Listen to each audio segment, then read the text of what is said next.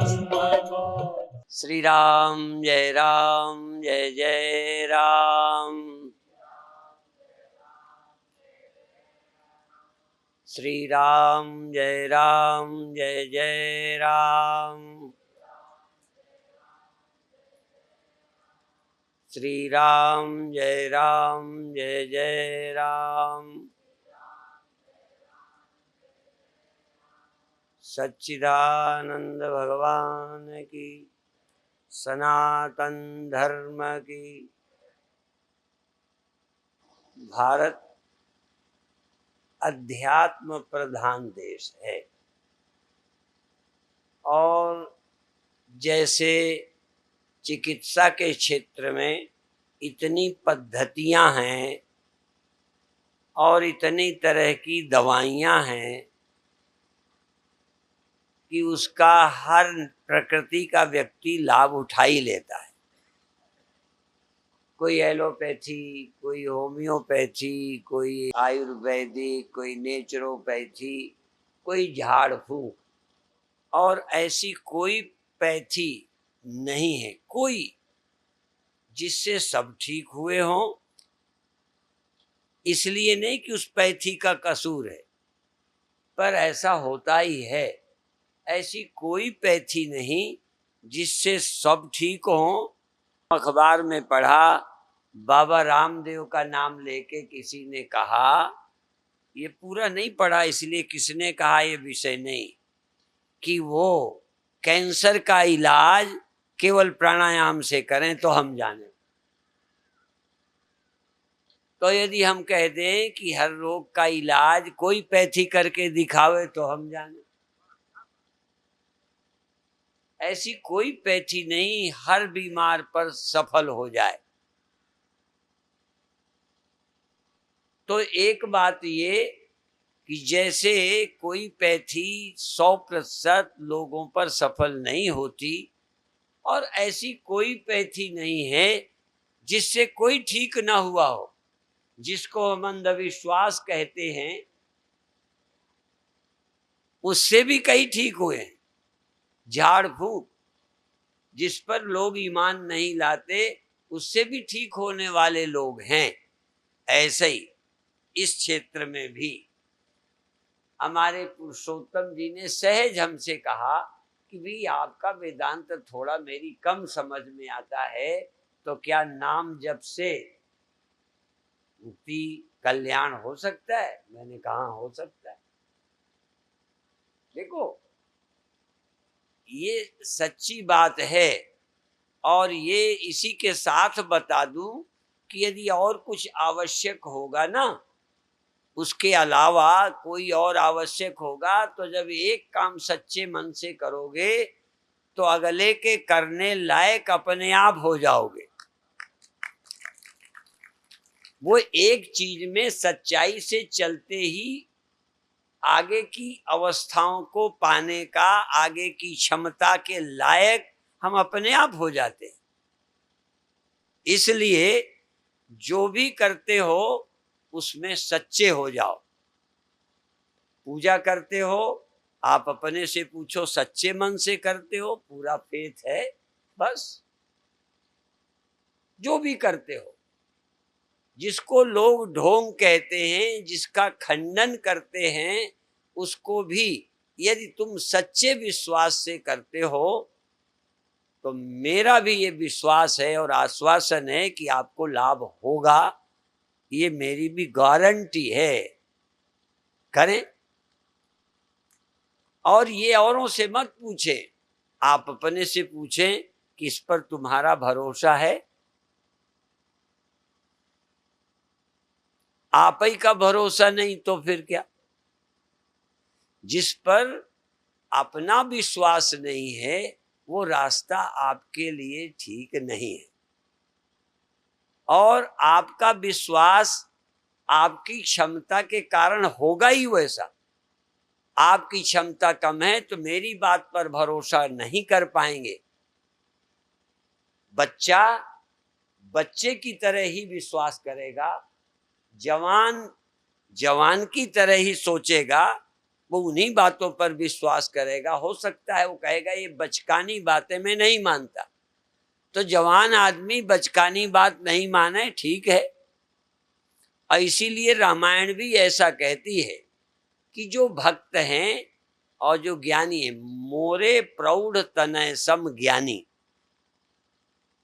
गोस्वामी जी कहते हैं ज्ञानी मेरे, या भगवान की ओर से बोले, पर बात लिखने वाले तुलसी हैं। भगवान कहते हैं मोरे प्रौढ़ तनय सम ज्ञानी।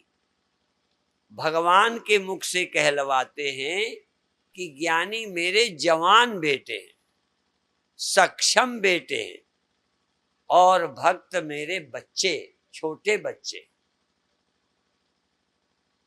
और सचमुच यदि सरल हो, बच्चे हो, भक्त हो, तो भगवान के विश्वास के ही लायक हो, उसमें ज्यादा दिमाग लगाना भी नहीं चाहिए। आप जब सचमुच प्राइमरी में पहले गए थे, सचमुच कुछ तो क्लास पढ़ी होगी, मैंने भी थोड़ी पढ़ी, कई बार अब ध्यान देना पड़ता है। बचपन का अब ख्याल करते हैं कि जब पढ़ने गए थे तो उन्होंने जो कहा का खा गा, उसके पहले हमें कुछ भी नहीं आता था। आपको तो सब कुछ आता था जब पढ़ने गए थे। लो, जब कुछ नहीं आता था तब पढ़ते गए, केवल जो अध्यापक कहते गए वैसे ही हम मानते चले गए। 100% विश्वास था जब 100% हम अज्ञानी थे। जब हम कुछ नहीं जानते थे तब पूरा विश्वास अध्यापक का था।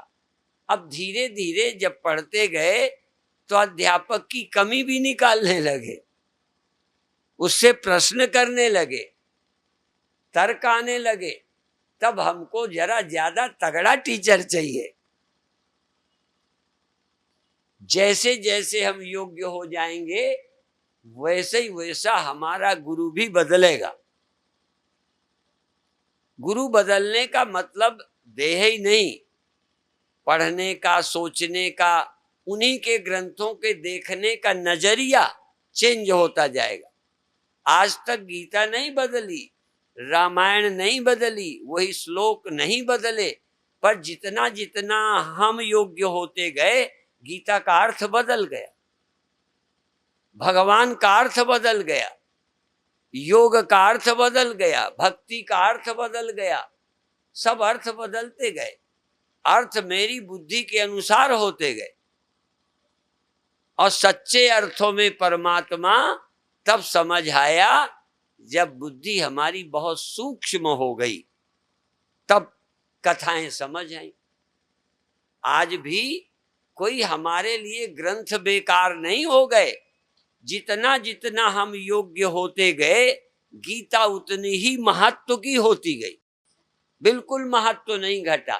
जब हम बुद्धू थे तब भी गीता अच्छी, जब हम नहीं जानते थे तब भी रामायण ठीक, जब थोड़ा थोड़ा समाज में बढ़े तब रामायण का लाभ दिखने लगा। अब कई ने जो ठेका ही ले रखा है रामायण की कमियां निकालने का, तो तब से ही निकालते रहे। वो लोग रामायण में से कमियां ही ढूंढते हैं, जो ढूंढने जाओ वही मिल जाता है। ये रामायण ग्रंथ कल्प वृक्ष है, जो ढूंढना चाहो सब मिलेगा। अब गाय के थनों में, गाय के आईने में दूध भी मिलता है, बछड़े को मिलता है, गाय पालने वाले को दूध भी मिलता है, नहीं मिलता? और वहीं रहते हैं चिच्चड़, किलौनी, क्या बोलते हो, उनको खून मिलता है। जिनको जो चाहिए वही मिल जाता है। तुम्हें मुक्ति चाहिए, मुक्ति मिलेगी।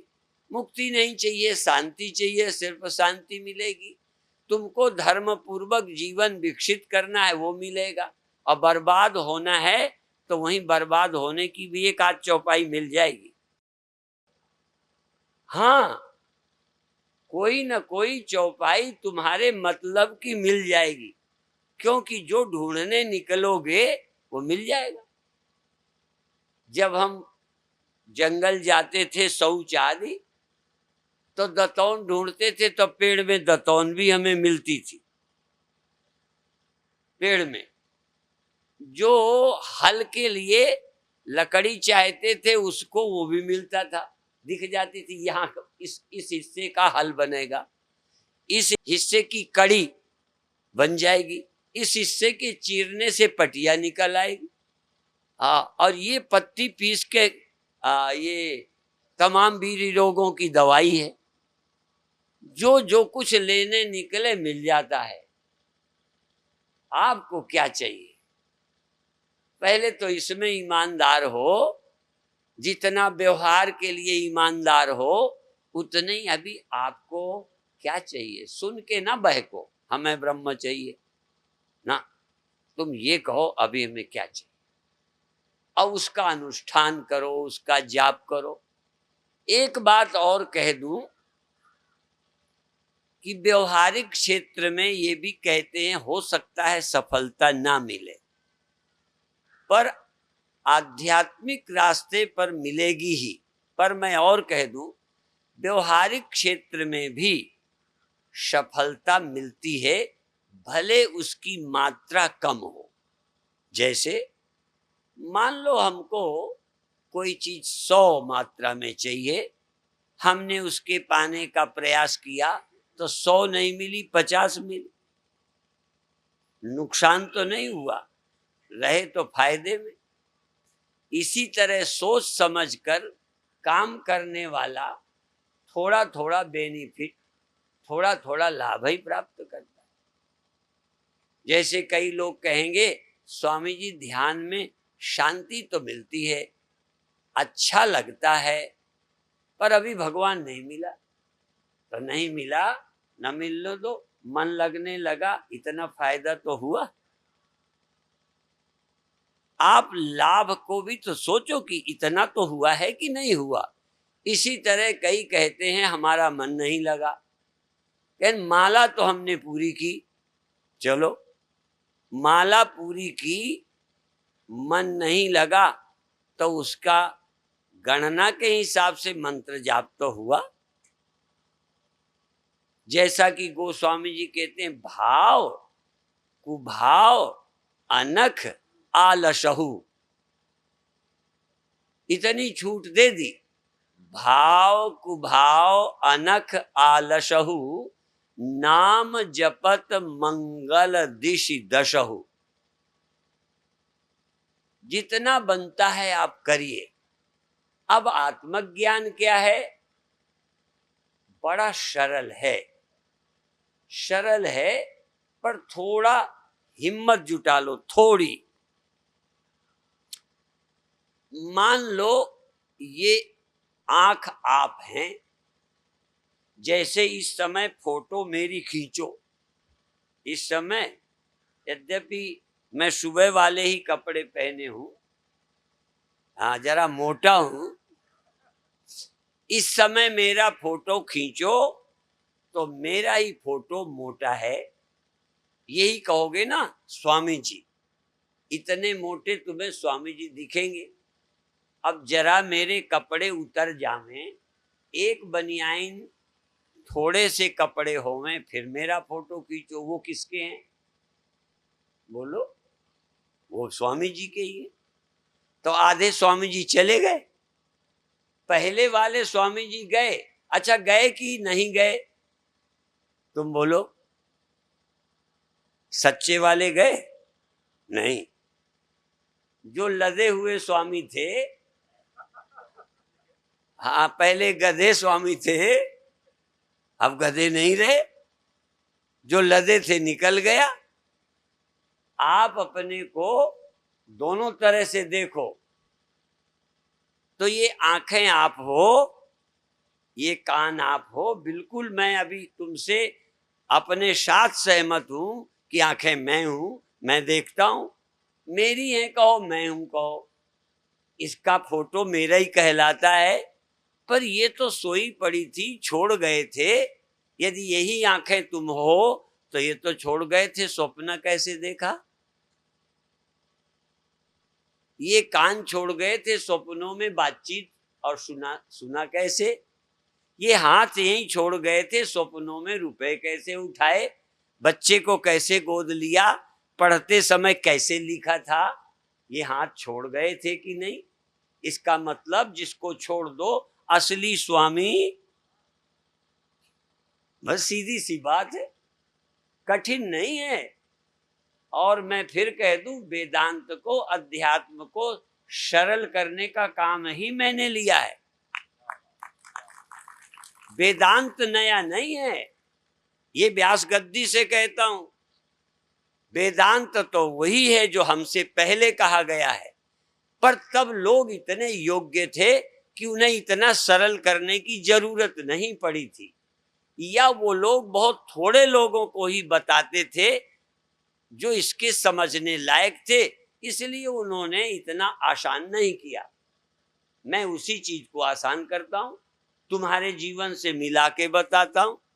यदि जागृत में ये आंखें उतार ली जाएं, अब देखो फिर देखो, जैसे तुम दफ्तर जाते हो तब कुछ कपड़े और, विवाह शादी में जाते हो तब कुछ और घर पर रहते हो तो कुछ, और जब नहाते हो तब कुछ और। नहाते में भी इतने कपड़े पहने नहाते हो ना? स्वामी परमानंद को इन सारे कपड़ों सहित नहलवा दो। तो बाथरूम के कपड़े है और नाइट सूट अलग। अब मैं आप जैसा बुद्धू हूं, व्यवहार में मैं बुद्धू हूं और परमार्थ में तुम बुद्धू हो। वो बताऊं कैसे? परमार्थ में आप बुद्धू ये हो कि सब पहले ही सो जाते हो, पहले उतारते नहीं हो, बाथरूम में ऐसे ही घुस जाते हो, जरा भी कोई चीज छोड़ते नहीं हो, सब लिए लेवाए चले जाते हो। जैसे मैं व्यवहार में बुद्धू हूं, क्या करता हूं? हमारे गुरु भाई संत जन सब कपड़े उतार कर जरा से कपड़े में कंबल रजाई ओढ़ते हैं, वो तो ओढ़ते हैं ठंडी में, लेकिन और कपड़े कम कर लेते हैं। अब मैं और चाहे न ओढ़ूं, पर ये उतारे बिना सोता हूं। सब ऐसे ही का ऐसा सजा धजा, कुछ कम नहीं करता। जो दिन में पहने रहता, अब अभी बुद्धू, सुबह सुबह वाले पहने था, दोपहर में कम करके आना चाहिए। अब चाहे पसीना निकले, दुर्दशा हो जाए, पर पहने हूं सुबह वाले, है ना बुद्धूपना? तो तुम ऐसे ही बुद्धू हो। मैं व्यवहार का बुद्धू, तुम परमार्थ के बुद्धू। हम परमार्थ में बुद्धू नहीं है, हमें उतारना आता है। हम सोने के पहले छोड़ना शुरू करते हैं। तुम एक्सीडेंटली सो जाते हो, पहले आंखें रखी नहीं, आराम से आंखों को, कानों को, देह को छोड़ो, फिर अंदर जाओ, फिर मन में जाओ, फिर मन को भी कहो तुम नहीं, बस शुद्ध चैतन्यता में आकर। पर वहां देर तक थोड़ी, वृत्ति चेतन और कोई नहीं, कोई विषय नहीं, स्मृति नहीं, कल्पना नहीं, बाहर का देह नहीं, कोई बाहर से लेना देना नहीं, यादें भी नहीं, दुकान धंधे की यादें भी छोड़ी, अंदर बिल्कुल शुद्ध होकर, बाहर का सब कुछ हटाकर, दिन भर के कपड़े अंदर गए, चेतन होकर। चेतन भी देर तक नहीं रह सकते, क्यों?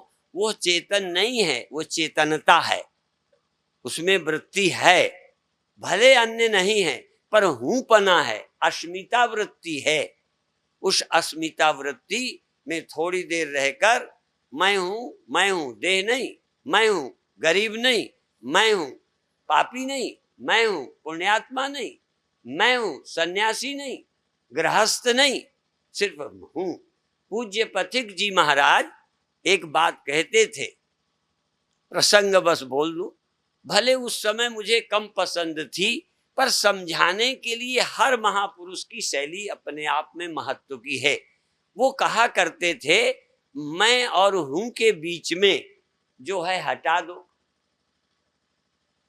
मैं और हूं, तो मैं देह हूं, मैं पापी हूं, मैं साधु हूं, मैं गृहस्थ हूं, मैं निर्धन हूं, मैं और हूं के बीच में सब हटा दो।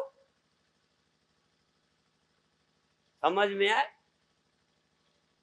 अब था तो आसान, तो पहले तो हटाना कोई आसान नहीं, पर मैं हूं जहां रह जाए, मैं में मन के धर्म न रह जाए, मैं दुखी हूं, मैं मोटा हूं, मैं पापी हूं, इंद्रियों का धर्म न रह जाए।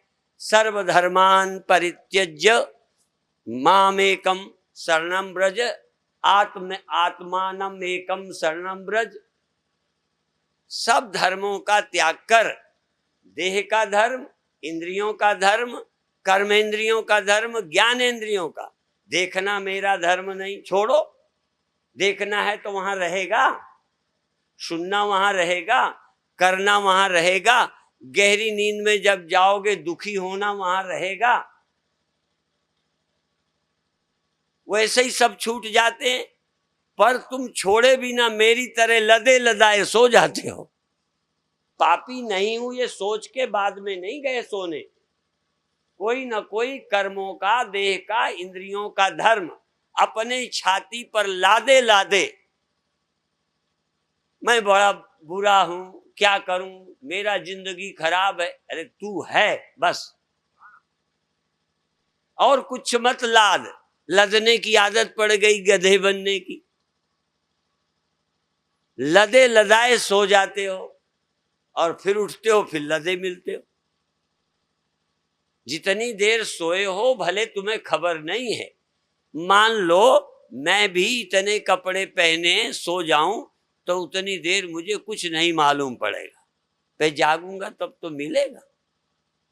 तो तुम जगते तब मैं हूं होने के बाद नींद आनी चाहिए। सब चीज उतार कर मैं और हूं के बीच से जो भी है सब निकाल दो, सिर्फ मैं हूं। ख्याल भी आ जाए पापी हूं तो निकालो, बस मैं हूं, मैं हूं, मैं हूं। मेरा होना, मैं हूं माने मेरा होना है, मेरे में और कोई शामिल नहीं है। अंग्रेजी भाषा में कहेंगे प्योर कॉन्शियसनेस, इसको हिंदी में कहेंगे शुद्ध चैतन्यता, जिसमें और किसी का मिश्रण नहीं है, खिचड़ी नहीं है। मेरे गुरुदेव कहते थे कैसी करी नादानी, खोए दई जिंदगानी। जिंदगी खो दी, कहन क्या किया। उसी में एक लाइन आती थी, कर दई सानी मानी। विष अमृत का माने जड़ता का, चेतन का, नाशी अविनाशी का ख्याल नहीं किया, कर दई सानी मानी, मिला दिया सब। देह को, चेतन को, इंद्रियों को, कर्मों को, इनके धर्मों को, अपने धर्म को मिला दिया। लोहे को आग को मिला दिया, पानी को नमक को, पानी को चीनी को मिला दिया। स्वादिष्ट बन गया पर शुद्ध नहीं। देखो शुद्ध पानी में और मीठे पानी में बड़ा फर्क है। हानि लाभ छोड़ो, चाहे उसमें चीनी मिलाओ चाहे नमक मिलाओ, पर वो शुद्ध पानी नहीं है, प्योर वाटर नहीं है। मिला है तो प्योर आत्मा, शुद्ध आत्मा, जिसमें कोई मिश्रण नहीं है, ये पूज्य पथिक जी महाराज कहते थे। उस समय हम चूंकि वेदांती थे, उनसे कभी नहीं बहस की। एक आध बार सभा में कभी हम बोले भी तो फिर स्वामी जी बीच में ही बोल पड़े। वो कहते थे तुम भगवान के भक्त हो, जिन्होंने उनके प्रवचन सुने होंगे याद होगा, समझ, तुम भक्त हो, तुम संसारासक्त हो या भगवान के भक्त हो, ऐसे पूछते। तो कई लोग कहते थे भक्त हैं, तो तुरंत कहते थे फिर दुखी क्यों हो।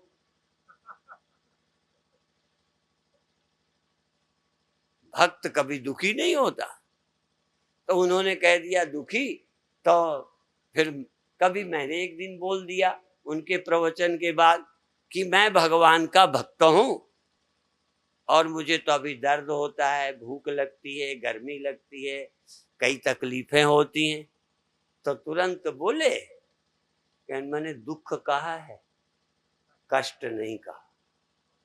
मुझे याद है उनका उत्तर भी, क्योंकि कष्ट शरीर रहते भक्त को भी ज्ञानी को भी हो सकता है, दुख तो दिमागी है। मान अपमान ये वो दिमाग, इसीलिए मैं देह हूं, ये अभिमान छोड़ दो, मैं हूं तो देह रहेगा, देह के कष्ट होंगे, पर तुम देह नहीं हो। यदि देह निकाला तो तुम मर नहीं सकते, और तुम अपने में से वृत्ति निकाल दो ना तो तुम सो नहीं सकते। सोना वृत्ति का, बुद्धि का धर्म है। इसलिए मेरे गुरुदेव बोलते थे, जागृत स्वप्न सुषुप्ति है बुद्धि की अवस्था। जैसे देखना और अंधा होना। अच्छा, देखना किसका धर्म है? बोलो। कान का? अच्छा अच्छा अच्छा, आंख का। तो अंधा होना आत्मा का। जिसके कारण देखना कहते हो, उसी के कारण आप अंधा कहते हो।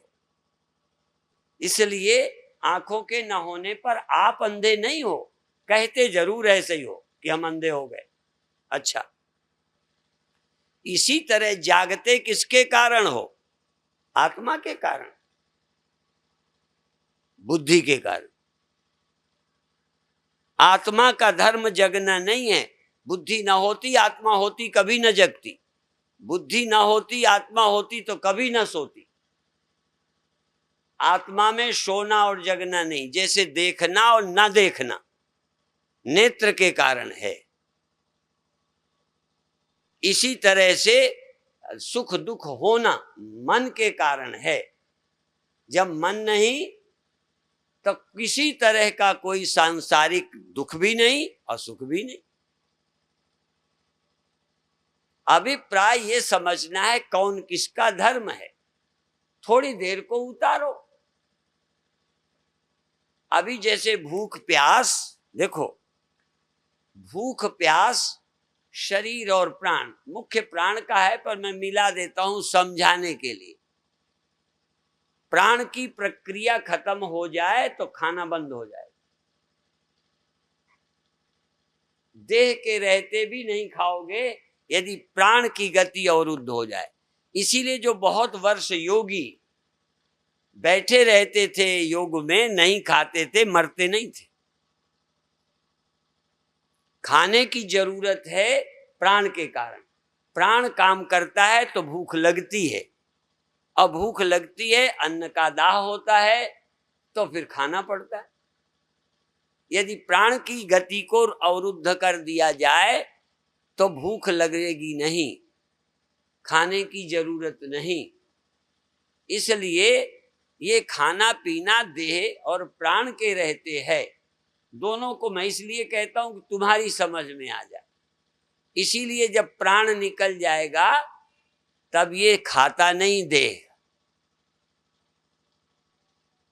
तब भूख नहीं लगती। यूं तो भूख लगने दो नियम है। एक तो प्राण के कारण भूख लगती है और मन के कारण भूख का कष्ट होता है। मन ना हो तो भूख का कष्ट नहीं होगा। जैसे गाड़ी के कारण, चलने के कारण पेट्रोल जलता है, डीजल जलता है, और ड्राइवर के कारण मालूम पड़ता है। मान लो एक ऐसी गाड़ी चला दें खेत में कहीं, जो ड्राइवर उतर जाए वो चलती रहे, घूमती रहे, तो डीजल तो खत्म होएगा, पता नहीं चलेगा। पता तो चलेगा ड्राइवर के कारण, गाड़ी खड़ी हो जाएगी। तो दुख में, कष्ट में, तो जिसमें प्राण की प्रक्रिया से भूख लगी, मन में बेचैनी आई तो खाना पड़ा। प्राण रहे, किसी कारण मन ना हो तो भूखों मर जाएगा, लेकिन दुख नहीं होगा, भय नहीं होगा। जैसे कोमा का पेशेंट यदि उसको किसी विधि से न पहुंचाया जाए तो चूंकि प्राण तो काम कर रहा है, इसलिए पेट में अग्नि काम करेगी, पर भोजन नहीं देने का है, चूंकि सोया है, बेहोश है, तो कोई डाल देगा, अग्नि काम करती रहेगी, उसमें दिमाग की जरूरत नहीं। डालने के लिए मन चाहिए, डालने के लिए आप होश में इसलिए डालते हैं। पेड़ में डालना नहीं पड़ता, परमात्मा ने ऑटोमेटिक व्यवस्था की है कि जितना उसको जल आदि घटेगा वो जड़ों से सप्लाई होता रहेगा, उसमें प्राण काम करता है। इसीलिए हम वृक्षों को भी प्राणी कहते हैं, जीवधारी नहीं कहते, प्राणी कहते। यूं तो प्राणी शब्द सबको कह सकते हैं, केवल प्राणी हो, जीवधारी न हो, ऐसा वृक्ष है। बढ़ता है, खाता है, पर दिमाग नहीं होने से हमारी तरह भूखा हूं दुखी नहीं होता। इसी तरह से दुख क्या होता है, अभी भूख लगने पर कष्ट होगा, पर भूखे भी नहीं हो, पर 10 वर्ष या 10 दिन आगे की चिंता होती है, उसको हम दुख कहते हैं। दुख मानसिक होता है, जैसे मान है, अपमान है, लाभ है, हानि है, इसका ख्याल दुख है।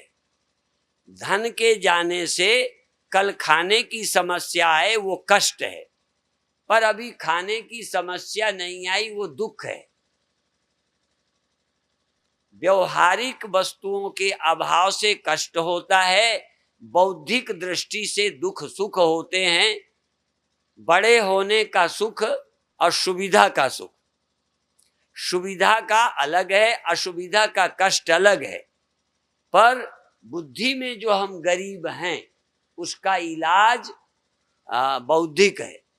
इसीलिए पूज्य स्वामी जी की बात मैं यहाँ कहना चाहूंगा कि उनका मतलब था, जो भगवान का भक्त होता है वो दुखी नहीं होता। कष्ट तो उसे भी हो सकते हैं, बल्कि भगवान का भक्त है, परवाह नहीं की, निर्धन हो गया, ठंडी में कपड़ा नहीं है, तो भगवान के भगत को कष्ट और मिल सकता है। भगवान की भक्ति में मस्त रहा, व्यवस्था की नहीं, रात को ठंडी लगी। यद्यपि इतना बुद्धू तो नहीं होता भगवान का भगत, नहीं तो इतना यदि होवे तो फिर बुद्धू ही है, भगत कम है। उसको पता है कि व्यवहारिक वस्तुओं की जरूरत है, पर वो मेरी सिर पे लदी नहीं होनी चाहिए। देखो, धन दिमाग में लदा है तो आप धनी हो, धन दिमाग में कम है, निर्धन हो, उसको दिमाग से हटा दो, दिमाग में ना भरो धन को, जरूरत का समझो। उससे जिंदगी बहुत बड़ी नहीं होती, उसके कम होने से जिंदगी बहुत बुरी नहीं होती। थोड़ा असुविधाएं सुविधाएं तो उतना दिमाग है तुम्हारे पास, इसलिए साईं इतना दीजिए, जा में कुटुंब समाए, मैं भी भूखा ना रहूं, अतिथि ना भूखा जाए। अब बताओ, दुनिया के दुख इस दोहे के अनुसार हैं?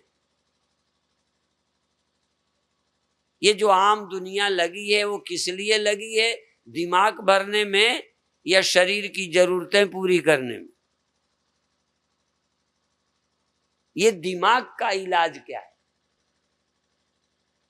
मैं बार बार समझाता हूं।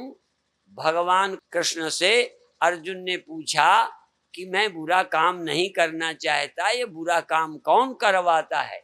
भगवान ने कहा, कामेश क्रोधेश रजोगुण समुद्भव, महाशना महाअसना महापापमा विद्धे नमिह वैरिणम। ये जो काम है, ये जो कामनाएं हैं, ये बड़ा होना, अब ये कैसे मैं अलग करूं? आवश्यकता और काम को कैसे अलग करूं? दुख को और कष्ट को कैसे समझाऊं? वस्तुओं के अभाव से कष्ट होता है, वस्तुओं की आवश्यकता पूर्ति हो तो सुविधा का जीवन होता है। फिर भी सुविधा वाले अंदर दुखी नहीं है, ऐसा नहीं है। और गरीबी का कोई कष्ट नहीं, ऐसा नहीं है, गरीबी का कष्ट होता है, पर अमीर जब दुखी है तो कष्ट से नहीं,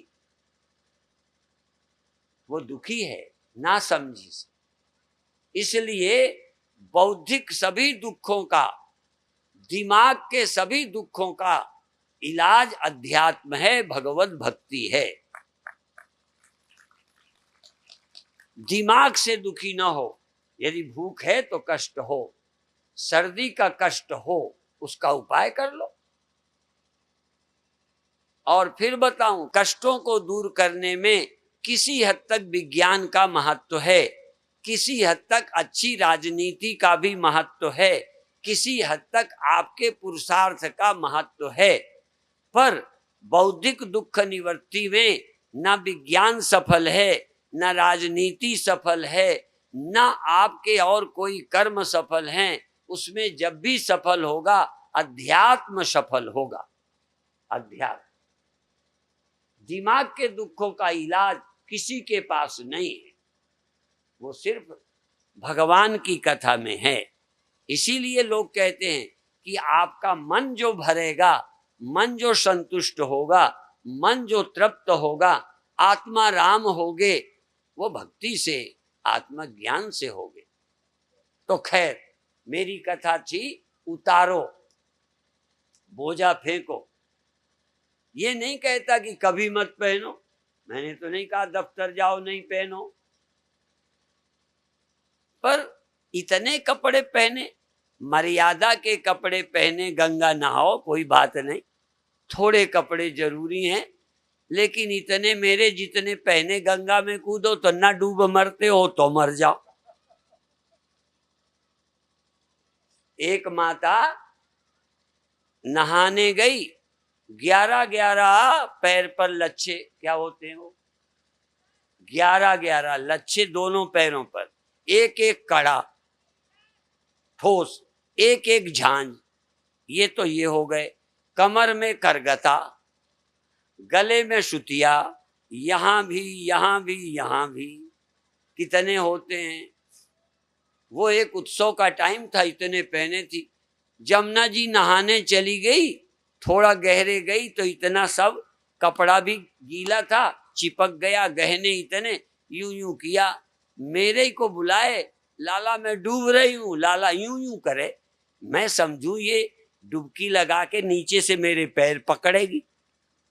मैं और दूर हो गया, दूर ना होता तो मेरे को भी ले डूबती, पर मुझे अकल तो नहीं थी, बस भगवान ने बचाया। वो कहे लाला मैं डूब रही हूं, यूं यूं करे, मैंने समझा नाटक कर रही है। अब छोटे थे, वो तो गई, आज तक नहीं लौटी। हाँ, ये सच्ची घटना है, कथा नहीं है। ये ज्यादा लिए लिए जाओगे ना, हल्के होके नहाओ। इसलिए ज्ञान गंगा नहा ले प्यारे मना, सतसंगति तीरथ में, मैल अपना छुड़ा ले प्यारे मना, ज्ञान गंगा नहा ले प्यारे मना। ऐ मन, ज्ञान की गंगा में नहा, ये विषय की नालों में, कीचड़ में, इनमें तो रोज जाता ही रहा, थोड़ी देर इससे हट कर अंदर आ है, इसको व्यवहार में फिर पहन। जब इस बहराइच में आना हो ना, तो इस दे के पहन के आओ, ये आंखें लेके आओ। यदि सभा में आओगे तो सब लेके तो आना ही पड़ेगा, ये छोड़ के थोड़ी आओगे। पर नींद में जाना हो तो लिए लिए जाओ, और नहीं ले गए तो ख्याल का लिए जाओ। तो जब ध्यान में जाओ, ज्ञान गंगा न कहो, ध्यान गंगा नहा ले प्यारे मना। ध्यान गंगा नहा तो क्या कर, आंखें यहीं छोड़ दे, बंद कर, कान में रुई लगा, हाथों को निष्क्रिय छोड़ दे। क्या करना है, ध्यान में हाथों की क्या जरूरत, जप में भी थोड़ा चाहिए, जप में जबान भी हिलानी है, ध्यान में जबान भी नहीं चाहिए। हमें कोई घुड़दौड़ थोड़ी करनी। इतना चिल्लाने की जरूरत नहीं, राम राम राम राम राम राम राम राम राम राम नहीं। ये क्यों करना है ये भी बता दूं, नहीं तुम खंडन समझोगे। करना है राम राम जिससे तुम्हारे को नींद ना आ जाए, करो। लेकिन यदि आप सचमुच सफल हो तो जबान भी मत हिलाओ, हाथ भी न हिलाओ, माला भी मत पकड़ो, जबान में आवाज भी मत करो, अंदर जाओ। वहां तुम्हारी जरूरत है, इस चमड़े के देह की भजन में जरूरत नहीं है। हम लोग हंसी खेल में कहते थे कोई छू ले तो कहते थे चमड़े के हाथ मत लगाओ, तब अब और कहे कि हाथ लावे बताओ, हाथ तो हैं ही चमड़े के। कोई कहते चमड़े की जबान से भगवान का भजन ना करो तो कैसे करे। ये चमड़े का प्रयोग मत करो, ये तो दुनिया के लिए है। अंदर जाओ, वहां सुरति जगाओ, उस सुरति में प्रभु का नाम सुमिरो। उस सुमिरन के लिए आंखें भी नहीं चाहिए, कान भी नहीं चाहिए, वहां देखना नहीं है। सिर्फ गुरु ने बताया कि चैतन्य आत्मा प्रभु चेतन है। या तो सिर्फ विश्वास करो या फिर वेदांत दे रहा चैतन्य का अनुभव करो। वहां और कोई नहीं, तुम चेतन हो और प्रभु का नाम है, चाहे राम नाम है, शिव नाम है, ओम नमः शिवाय है, हाँ कोई भी नाम ले लो, पर उस नाम के सिवा तुम्हारे पास ये जबान भी नहीं हो। इसीलिए जानते हो 4 वाणी बोलते हैं, 4 लोग पढ़ते सब हैं, मंच से बोलते हैं, पर प्रयोग एक ही वाणी का जानते हैं। ये वैखरी, मध्यमा, पश्यंती और परा। मैं किसी से पूछ लूं परावाणी तुम्हें प्राप्त है, परावाणी का कोई अनुभव है? इसीलिए ये कुछ मंत्र हैं जो जबान से जपते ही नहीं, ना उपांशु जप, ना बैखरी, कोई प्रयोग की जरूरत नहीं। सीधा चेतन हो और नाम का सुमिरन करो। सुमिरन के लिए आंखें थोड़ी चाहिए। इसलिए न तत्र चक्षुर गच्छति, वहां आंखें जाती नहीं, इनको लेके क्या करें। अब एक बार मेरा कोई सामान विदेश जाते दिल्ली ले लिया, उसमें परमानंद नाम रख के एक प्लास्टिक की थैली में लॉस एंजलिस में देने के लिए वो एक ढूंढती रही हमें। अब हम वो सुरक्षा की उसमें चक्कर में पड़े, फिर मुश्किल से छूटे तो हमने सोचा छोड़ो कौन लेने जाए, मुश्किल से तो छूटे झंझट से। हाँ, तो जो सामान आगे नहीं जा सकता लेके क्यों जाओ। ये आंखें वहां नहीं जाती, न तत्र चक्षुर गच्छति। ये वेद का मंत्र है, ये अखबार का नहीं है, ये किसी बाबा बैरागी का नहीं है। न तत्र चक्षुर गच्छति न वाग गच्छति न मनो, वहां मन नहीं जाता। मन को किसी की याद के लिए ले जाना हो, किसी की याद का मतलब जो तुम्हारे देखने में आया, सुनने में आया, जानने में आया, छूने में आया या करने में आया, उसके स्मरण के लिए मन चाहिए। जो ज्ञान का विषय ही नहीं बना। हम जब जाते हैं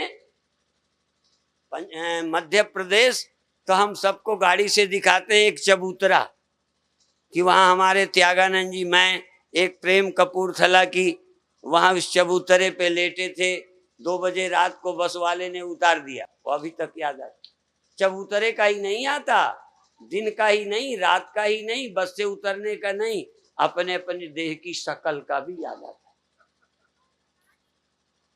ये तो याद नहीं था तो मैं औरत था, क्या याद आता, आदमी था। आज कितनी उम्र का था, वर्ष याद नहीं आते, पर उस समय में बूढ़ा नहीं था, ये याद आता है। ठीक है, तो किसका याद आया? जो जानने में आता है। भगवान को जाना नहीं, याद क्या करोगे? जब मिला ही नहीं, याद करने की बात करते हो, तुम क्या ध्यान करोगे? आहा, भगवान की याद करने की विधि मन से नहीं, अमन में होती है। जहां मन नहीं, और जहां मन नहीं वहां दूसरा होके भगवान नहीं होता, दूसरा होके वही होगा जहां मन होगा। मन को जो मिलेगा, गुरुजी भी मिलेंगे तो याद में, तुम्हें मिलेंगे गुरुजी दिखेंगे, ख्याल में आएंगे, वो मन से आएंगे। इसलिए आत्मा के जाने के लिए मन नहीं, अमन। पानी पाने के लिए लहर को ढूंढना नहीं, लहर खो जाए पानी हो गया। मन खो जाए, मन तू ज्योत स्वरूप है, अपना मूल पिछान।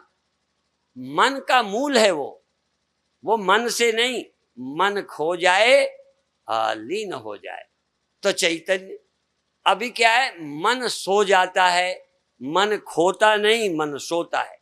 बीज का खो जाना और वृक्ष का सो जाना। वृक्ष सोया, बीज रूप में पहुंच गया, और बीज भुना, वृक्ष खो गया। बीज भुनेगा तो वृक्ष खो जाएगा, और वृक्ष सो जाएगा तो बीज में वहां बना रहेगा, फिर निकल पड़ेगा।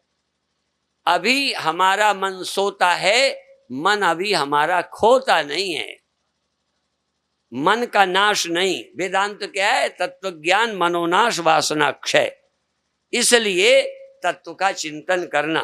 अब वो बाकी चर्चा, देखो हमें तो एक ही पाठ आता है, हमें और कुछ पढ़ाना आता नहीं, और कुछ हमें, पर हम सबका सम्मान सचमुच करते हैं। सब कुछ अच्छा है ये जानते हैं, तुम्हारे जो ब्योत का हो, पर हमारी दुकान में जो सौदा मिलता है वो एक ही मिलता है, और खरा मिलता है। इसमें कोई गड़बड़ अड़बड़ नहीं है। तुम वहां जाओ जहां तुम और भगवान दो ना हो। दो होंगे तो मन चाहिए। एक लहर दूसरी लहर को मिले तो लहर रह के मिलेगी। यदि जल को मिलना हो, दोनों लहरों को सचमुच एक होना हो, नजदीक होना अलग है। यदि सचमुच दोनों लहरों को मिल जाना है तो दोनों लहरें ना रहें, क्या रह जाए? पानी रह जाए। अब मिले कि ना मिले, किसको मिले, कौन मिले, इसलिए अद्वैत, इसको हम बोलते हैं अद्वैत।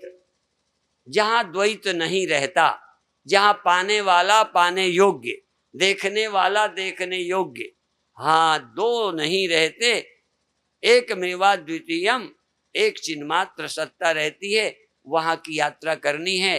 कुछ ये चीजें हैं जो क्रम से समझने में मदद करेंगी, एकदम कहने से नहीं पकड़ आती।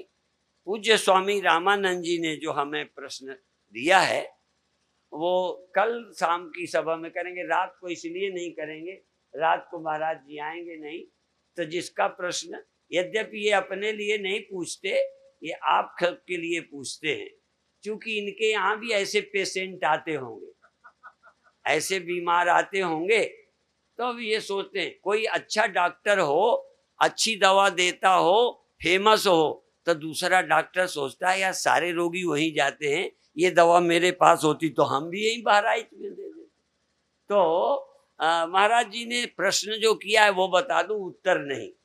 कृपया ये बताएं कि अतीत का चिंतन, अतीत माने बीते हुई बातों का चिंतन, बीते समय का, बचपन का क्या है, पहले का जो कुछ हुआ अच्छा बुरा, उसका चिंतन, और भविष्य की चिंता, आगे क्या होगा, आगे रहेंगे कि नहीं, गरीब तो नहीं हो जाएंगे, मरेंगे तो नहीं, क्या होगा क्या नहीं होगा, पास होंगे कि नहीं, नौकरी लगे कि नहीं, आगे की चिंता एवं वर्तमान का दुरुपयोग। अब कई बार पहले की गलती याद आई, या आगे की क्या होगा, रिजल्ट अच्छा बनेगा कि नहीं, इसमें सारी रात सोचते रहे, पढ़ाई नहीं हुई। अभी अभी एक दिन सच्ची घटना है, बांदा में मैं था, रात सोया नहीं। क्यों नहीं सोया? जैसे यहाँ विद्यालय बनता है, ऐसी एक गौशाला बनानी है छतरपुर जिले में। तो मैं सोचा लिंटर डालने के लिए इतना खर्च पड़ता है, क्यों ना गार्टर डाल ले, शटरिंग की जरूरत नहीं, 2-2 फुट में गार्टर डाल दे, एक बार खरीद लो, सारी दुनिया में लिंटर डालते रहो, और टीन ऊपर बिछा दो। देखो तुम्हें भी बता दूं, गार्टर डाल दो, टीन बिछा दो, टीन की चादरें, बढ़िया डिजाइनदार छत निकलेगी, पलस्तर की जरूरत नहीं, मिट्टी डालने की जरूरत नहीं, छुटाने की नहीं। अब मैं रात भर सोचता रहा कि उनको फोन करूं, सवेरे सारी रात तो यूं चली गई। अब सुबह जब फोन किया तो कहने लगे हमने तो शटरिंग सब शुरू कर दी, सामान मंगा लिया है। हमने कहा गया ना, हमारी नींद भी हराम हुई और उसका कोई फायदा न मिला। या तो उसी समय कर देते या ठाठ से सो जाते। जब घाटा ही लगना था तो ठाठ से सोते। तो वर्तमान का दुरुपयोग, वर्तमान भी बेकार गया, भविष्य का कुछ बना नहीं। अब तो इसलिए वर्तमान का सदुपयोग कैसे हो, भविष्य कैसे न बिगड़े, और भूत जो खराब हुआ उसकी चिंता छोड़ दो, क्योंकि उसको अब हेर फेर। अच्छा कल नहीं पढ़ा था, अब क्या कर लोगे ये बताओ। आज पढ़ो और इतनी याद आके पहले की गलती आज सुधार लो। ये मदद करता है। पहले की गलती अब दोहराओ नहीं, वर्तमान का सच्चा उपयोग करो, भविष्य अपने आप ठीक होगा, चिंता मत करो। भविष्य तो जैसे कहते ना, नाई के बाल अपने आप सामने आ जाएंगे, झंझट क्या है, बनाने दो। ऐसे ही अच्छा काम करोगे, भविष्य अच्छा बन जाएगा। बाकी इसका उत्तर कल देखेंगे। अभी इतना ही कहकर समाप्त करते हैं। ओम शांति।